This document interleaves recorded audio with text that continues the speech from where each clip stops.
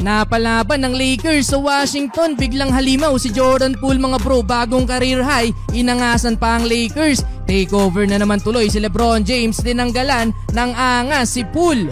Washington Wizards laban sa LA Lakers, exactly 40 points na lang ang kailangan ni LeBron James mga bro, at siya na ang kauna-unahang player sa history ng NBA na makaka-reach ng 40k point mark. Ang tanong, ngayong game kaya yan gawin ni LBJ? Well, first quarter, balak atang sirain ni LBJ ang rim. Dalawang highlight dunks ba naman agad ang ginawa ni The King. In transition, yung isa nilipat pa sa kaliwang kamay yung bola. D'Angelo Russell mainit pa din beyond the arc, kaso naghahabol lang LA. Pinangunahan ni Deni Avdija ang opensa ng Wizards with 8 points. Coming off the bench, Jordan Poole in rhythm, 8 straight points nagra ng Washington at umabot ng 8 points ang biggest lead ng visiting team. Bago mag-take over si AD, pumahabol pa ng isang tres si D'Lo, 11 points in total sa first quarter, 10 points naman para kay Anthony Davis, 34-31, baba sa tatlo ang inahabol ng LA. Second quarter, naka-attack mode pa din si LBJ, may hangover pa ata sa nangyari kahapon mga bro. Good mood din si LeBron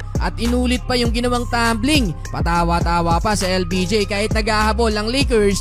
Jordan Poole mainit pa din sa Washington. Ibagising ng opensa ngayon ni Poole, 20 puntos na sa first half, 15 points para kay LeBron. Though nag-run ng Lakers under 4 minutes led by Anthony Davis at Spencer Dinwiddie. 14 points sa second quarter sa AD, 24 points in total last 30 seconds. Pasok ang 4-point play ni Dinwiddie, foul si Jordan Poole. Dali-dali pa siyang tinulungan ni Darvin Ham. Dahil dyan nakuha pa ng Lakers ang lead, 70-69 halftime. Entering the third quarter, pick and roll play, LBJ to Anthony Davis. Isa pa sanang magandang assist mula kay LeBron. No look pass kay Hachimura. Mintes nga lang ang tira. Buhat mode si AD sa third quarter. Ganda ng pagkakablock niya dito. May 30 plus points na din si Anthony Davis. Tamang papiso-piso naman etong si Austin Reeves. Papasok ang last 2 minutes, lamang pa ng 7 ang Lakers, pero Jordan Poole kumakana pa din ng tres, pero nakatikim siya ng tulak mula kay LBJ. Last minute, Max Christie and one layup. Pinasok pa sa LBJ, nabwisit na naman kay Poole, tinulak si JP. Napadive na lang tuloy sa ginawa ni LeBron. End of third quarter, 99-95. Well, fourth quarter, dikit pa din ng laban. Sa tres na to ni Jordan Poole mga bro, naitabla niya na yung season best niya sa Washington with 31 points. Nag-mini run ang Lakers. Layup mula kay D'Lo, sinundan ng 9-footer jumper ni LBJ.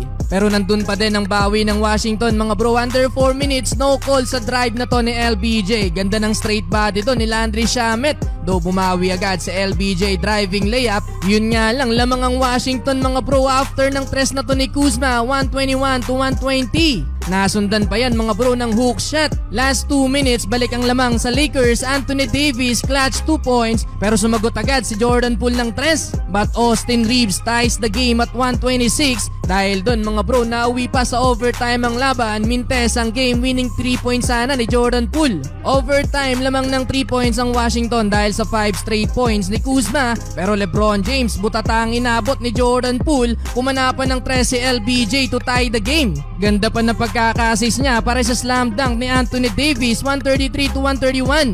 Last 2 minutes mga bro, lamang ng 3 points ang LA, 134-131. Hindi na nakahabol ang Washington sa uli. Panalo pa din ng LA. Sa likod yan ng 30-point game ni LBJ at 40 points ni Anthony Davis.